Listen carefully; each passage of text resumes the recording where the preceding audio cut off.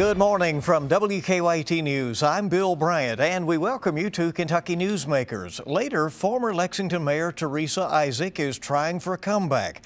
She was the last to enter a crowded field of 7 candidates for mayor. Teresa Isaac will be with us a little later. But first, Kentucky Education Commissioner Stephen Pruitt is here in the middle of a busy time for schools and a challenging session of the state legislature. Governor Bevin's proposed budget keeps in place the basic funding of Kentucky's K-12 public schools, but it makes cuts in other areas of education.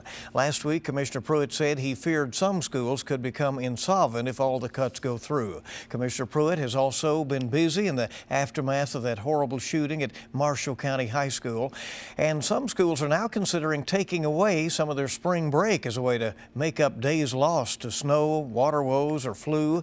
Commissioner Pruitt joining us this morning on Kentucky Newsmakers, and thanks for coming. We appreciate it very much. Thank you for having me. This is a challenging time for the state. There's no doubt about that. Lawmakers trying to deal with it right now. There's the pension shortfall. There's a revenue code that clearly is not bringing in enough to meet the state's priorities. How concerned are you about the proposed cuts within programs that support education and its impact? Very concerned. I mean, first it bears importance to say I don't envy the job that the governor or the legislature has. The reality is the Commonwealth does not have money. And so naturally, any cuts to education are always problematic. We have compounded with that districts who are really teetering on some major financial problems. So as we look at cuts in education, it really comes down to, are we going to be able to educate our kids the way we need to? But it's also the kind of thing where, because of bigger issues such as the pension, tax reform, and that sort of thing, that it's put us in a really hard place. I mean, does it appear that, as we say, something is going to have to give here in order to soften these cuts to education? Well, yes, absolutely. I mean, I think, the elephant in the room, of course, right now is always what's going to happen with the pension reform. But two, we've heard the governor and others talk about the need for tax reform. The reality is, especially in some areas of the state, there's just not a lot of revenue coming in. And so at some point, yeah, something will have to give. It's talked about, but it's not proposed at this point. That's true. As far as getting anything done, That's right? True. And at this point, we haven't seen a pension bill. So they're wrestling with the budget numbers at this point without knowing what could happen potentially. I think it creates a lot of uncertainty, and I think that there's been some courage displayed in some parts, but we've got to get down to really helping figure out what we need to do so that our districts can make plans for next year. We're in the point now where they're starting to look at budgets for next year, and they're not sure which way to go. Commissioners, we made the point, the K-12, the SEEK funding remains whole under the governor's proposal, but there are so many things that are cut within education. One of those, the transportation budgets. Would that be of major impact to districts? It is, and one thing that's important to say here is SEEK is actually the formula that's used for both operating and instruction. So he kept the per pupil portion of SEEK steady, but transportation is also part of SEEK. So SEEK is kind of a bigger, broader formula. The reality is that when you do make those cuts, you've got to make it up somewhere. I sort of liken school funding to digging a hole in water at the rising tide. You may bring a scoop up, but something's going to have to backfill that. So when you do lose money on things like transportation, something's got to recover that. Whether it's you try to do some things where you change bus routes, but you have some districts like Pike County that has 10,000 miles of bus a day. There's nowhere really to cut there. Just because they're so geographically large. So, if there's not, separate little buckets, it all ends up being in one big bucket that ultimately has to be used to run that school system. Other program areas and cuts that concern you to education are? I think that our biggest concern, of course, is just making sure that we're able to allow schools to function operationally. So while we're appreciative of the per pupil staying there, the bus part is probably the biggest concern that we have. I have a real concern that we have a great opportunity ahead of us with allowing students to have new options in their future. So the opportunity to be able to pay for industry certifications for students, those aren't cuts, but those were things that were in Senate Bill 1 that actually I think can have a huge impact. I've set the goal that in Kentucky we're going to lead the nation in increasing the number of industry certifications. But that's going to a cost of over $6 million. And so the other cuts that have come down the pike, I think it all ends up being tough. I think Friskies, the Family Resource Center, played a great role in making sure the social and emotional welfare of our kids are sound, and safe schools. I mean, we also want to make sure that our schools continue to stay safe. You raised the prospect of some school districts becoming insolvent. Are some really teetering? There are. We have some school districts that have very low, what's called contingency funding, where they have, somewhat of a rainy day fund, and typically we ask that they keep at least a 2% contingency. We have some districts that are literally going paycheck to paycheck. So there are some. Now, everybody always wants to say, well, what's the list? And it sort of depends on how you slice it. You can look at it from a standpoint of contingency or fund balance, but that's not always accurate, because it may be that a school's been saving up because they want to do a big renovation or build a new building. Some districts have a low fund balance or contingency because they've just bought a new building or done a major renovation. More than anything, I think what we're looking at are areas where resources and revenue are a problem. In eastern Kentucky, we have districts where in the 50% range of collections are going on. So there are taxes, but people aren't paying them. And then there's this debate going on in the legislature right now about creating some sort of loan that these districts could get. How, if you can't collect the taxes to operate the schools, how can you repay a loan? Well, the way the loan would work is it allows them to have some cash flow, because sometimes there's even a problem if you have a really low contingency. You can't make payroll even until you get to the first check for the first quarter of the year from us. So some districts might need it for that. Other districts are more profoundly in dire straits. I think that what we've been talking about and what's on the House floor even today has been a zero interest loan with some pretty flexible repayment options, but the repayment being done overall in 5 years. But yes, it is a challenge and it's a concern. You made reference to these reserves, and some school systems have some reserves more than others. Obviously, the large metropolitan districts are going to have those. The governor wants those districts to get into that money as the state support is lessened. But is it much truer of some districts than others that they have money in the bank? That's right. Again, it depends on the situation for the individual district. There are some districts where there is a perceived high balance, but it's not because they've necessarily been hoarding it away as much as they've been saving for a new building. It may be that they have been, that there's a renovation that needs to occur. I mean, we have some buildings in the state that are really old at this point. And there tends to be a concern about that, and justifiably so. So one of the things that I think we have to look at is if there was a catastrophic event, how much of that contingency balance would actually help them weather that storm. And some have said that they feel they're being punished for being responsible, for holding on to the money as was requested. Now you have it, and now that will have to be used. Yeah, I think it's just the next thing in how people have felt lately, with just so much being discussed in education. And there are some who have been very responsible. There are others who, we probably do need to look at closer. But at the end of the day, it's hard in financial times like this to blame a district who wants to make sure that they've got their own rainy day fund. Commissioner, you have that ribbon on, Marshall Strong. I want to come back in just a moment. We'll talk about that horrible shooting at Marshall County High School and the NTI days. Are they going to be going away or staying? We are back on WKYT with Commissioner Pruitt in just a moment. Welcome back to WKYT's Kentucky Newsmakers. Great to have you with us, and it's also a pleasure to have with us this morning the Kentucky Education Commissioner, Dr. Stephen Pruitt. We'll continue our discussion. The Marshall school shooting just shook all of us across the Commonwealth. What have you done to support that school as you have thanked Kentuckians for supporting them? This has been something that has really had statewide impact. You know, I've been in state government business for a while, and I have to say the last couple of weeks were the toughest I've had. But I've also got and this may sound a little bit odd, but I've also probably been inspired as much as I ever have. What happened in Marshall County was a horrible, horrible tragedy and horrible loss and completely senseless.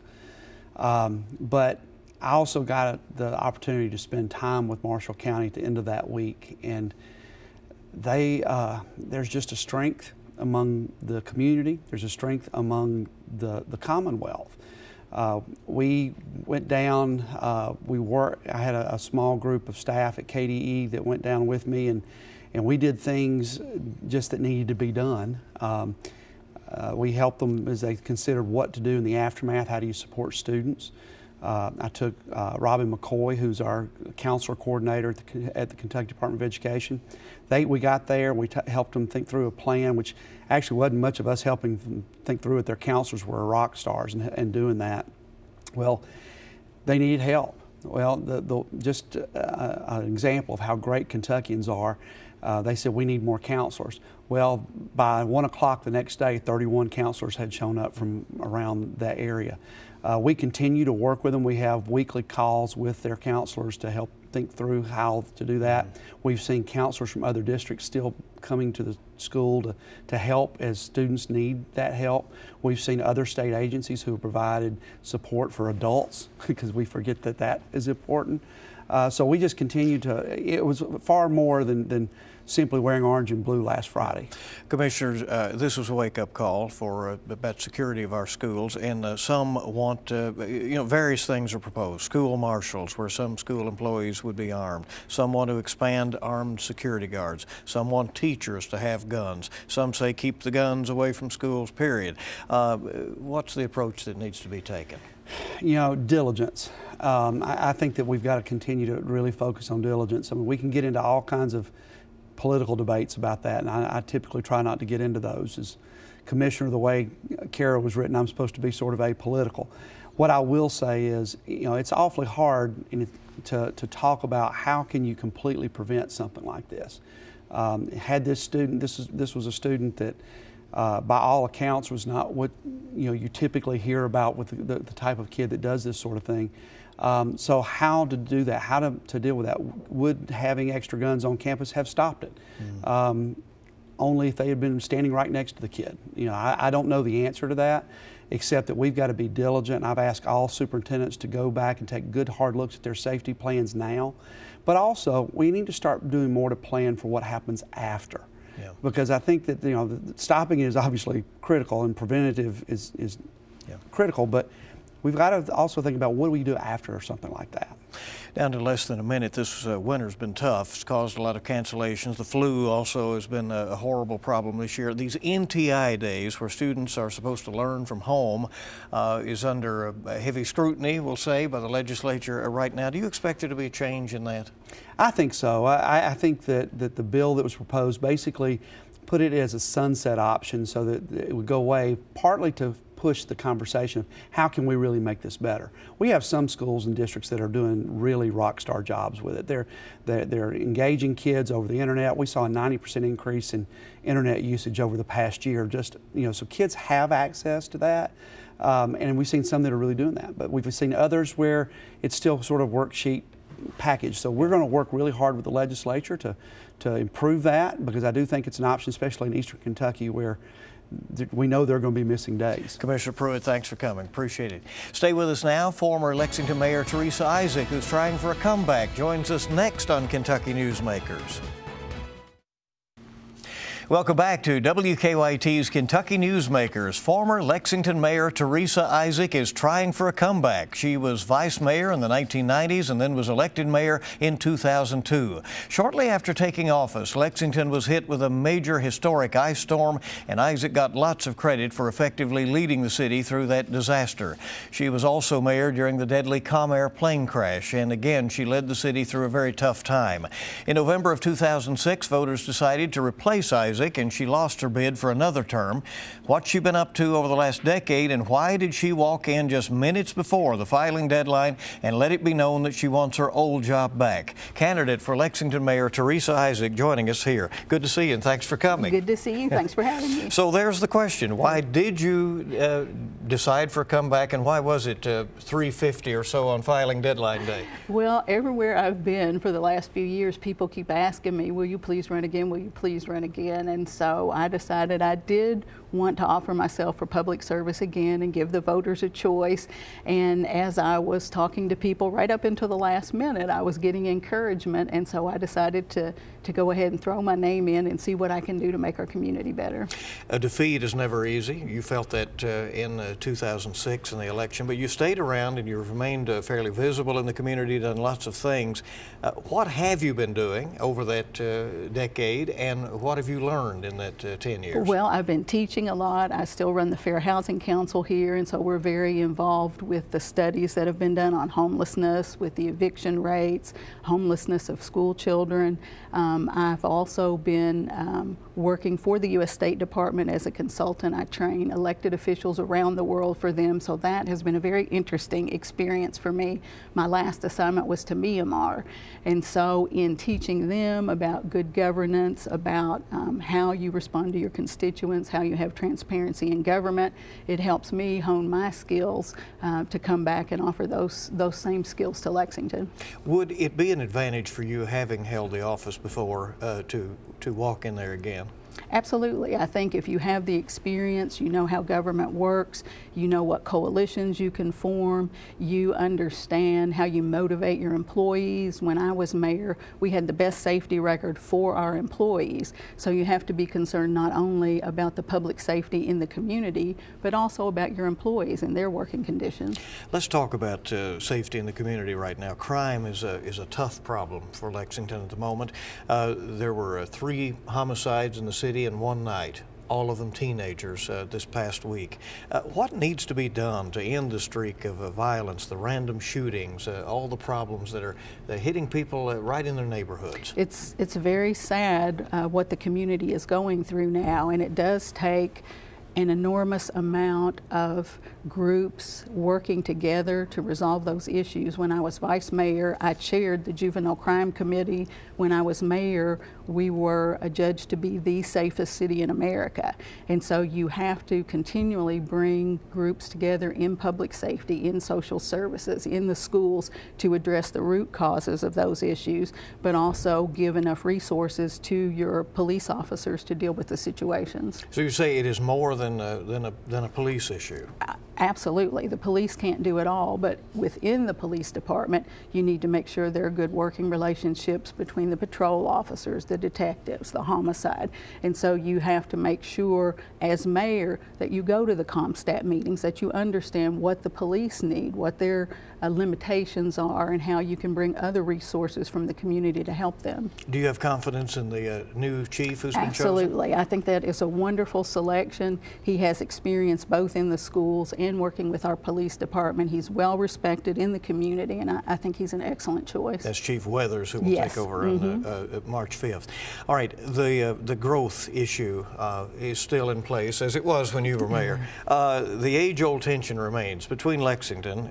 Is it about preserving the history and the buildings, the green space, or allowing for construction and growth, and some say by doing that, affordable housing?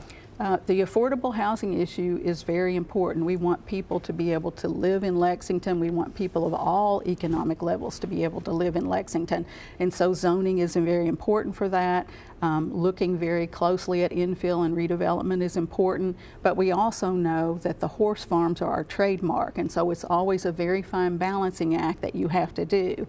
I come from a family of realtors, I come from a family of people in commercial real estate, and so I'm sensitive to those development issues as well as to those issues that the people that are associated with the horse farms have. How do you work those out, though? I mean, sometimes it's this simple, you know, here's the line, which in the case of the urban services boundary, you know, do you cross it and allow for more development out there, or do you have that be a kind of a line in the sand? Well, you look at the line in the sand, and then you look at instances where there could be pockets where you could make changes around interstate interchanges, certain areas where you could allow certain kind of growth but not others. And so you have to be flexible, and you have to listen to all sides and bring all stakeholders to the table. Do you, you know, would voters have any reason to have concerns that you are someone who would be tied to developers or tied to people who are the preservation groups in a way that it would cloud your judgment? I don't think so. I think I've always been able to listen to all sides and to hear the concerns of all sides.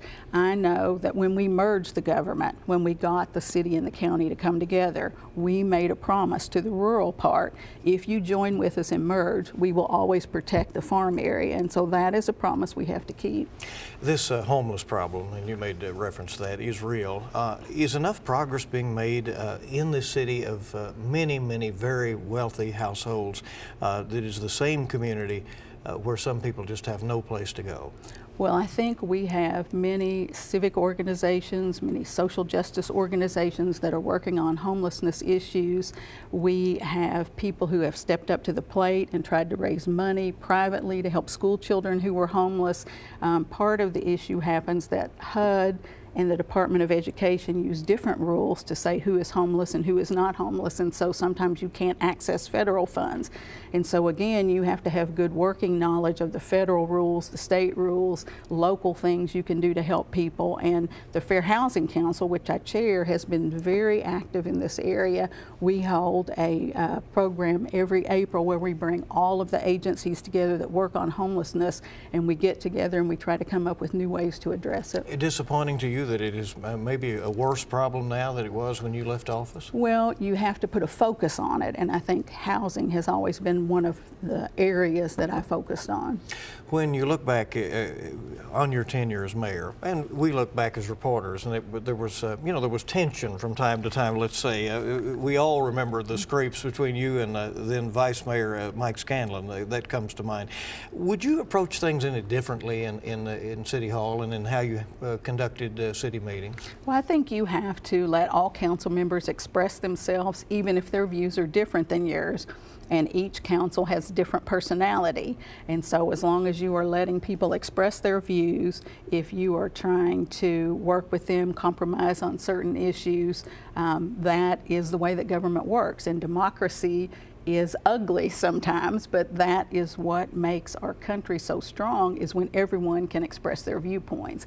Of course, what has come along since is social media, you know, right. Which you're very active on, by the way. You have lots of followers on Twitter, as an example. But, you know, now the criticism is instantaneous. If people don't like what's going on, you know, well, why did she say that? Is out there. I mean, are you ready for that kind of give and take? Absolutely. I think you always got criticism instantaneously. We have very vocal neighborhood associations. We have very vocal people that call into radio shows, and I think you heard it immediately if people didn't like something, and you also heard it immediately when they did like something.